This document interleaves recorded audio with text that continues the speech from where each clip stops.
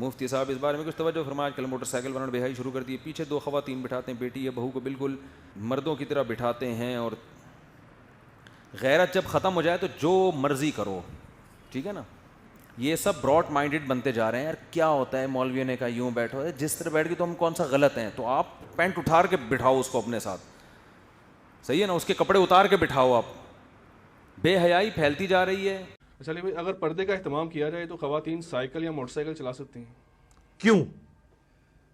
پہلا سوال یہ, کیا اسلام کا مزاج ہے کہ عورتیں موٹر سائیکل لے کے باہر پھرتی پھریں؟ ہاں, اگر کوئی عورت بیچاری اتنی مجبور ہو گئی ہے کہ اس کے گھر کوئی مرد نہیں ہے, کوئی سودا صرف لانے والا نہیں ہے, چنگچیوں کے کرائے نہیں وہ دے سکتی ہے, موٹر سائیکل میں اس کو آسانی ہے, تو وہ اپنے شرعی پردے کے حقوق رکھتے ہوئے بالکل چلائے. اسلام میں تو کہیں اس کو حرام نہیں کیا گیا. یعنی اگلے زمانوں میں عورتیں بھی تو مطلب اونٹ کے اوپر سفر کیا کرتی تھیں. ٹھیک ہے نا جی, صحیح بخاری میں حدیث نہیں ہے کہ ایک دفعہ اتنا امن قائم ہو جائے گا کہ ایک عورت اکیلے چلے گی اونٹ پہ سوار ہو کے اور کعبے کا طواف کر کے جائے گی, تو وہ موٹر سائیکل چلایا نا اس زمانے میں, انہوں نے پہلی لینڈ روور چلائی ہے اس زمانے دی, اکیلی عورت نے. اس زمانے کی لینڈ روور تو یہ اونٹ ہی تھا نا. اس سے یہ بھی ثابت ہوا کہ اگر حالت امن ہو تو عورت بغیر محرم کے بھی سفر کر سکتی ہے. ٹھیک ہو گیا. اسی میں ضمن بتا دیں کہ ایک بھائی کا سوال ہے, میں دبئی میں رہتا ہوں اور پاکستان سے اپنی بیوی کو یہاں بلانا چاہتا ہوں, تو اکیلے سفر کر سکتی ہے وہ؟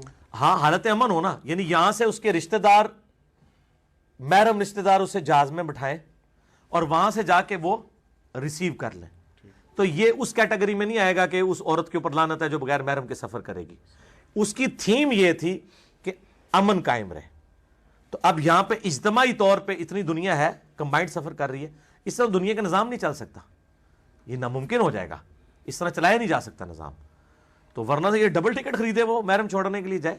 آپ تھیم کو فالو کریں کہ اصل میں امن, اور ثبوت وہی صحیح بخاری کی حدیث ہے کہ حضرت عمر کے زمانے میں پھر وہ زمانہ آ گیا تھا کہ ایک اکیلی عورت چلی تھی ہیرا شہر سے, عراق سے, اور طواف کعبہ کر کے گئی تھی, راستے میں اس کو ڈاکوؤں نے نہیں لوٹا تھا.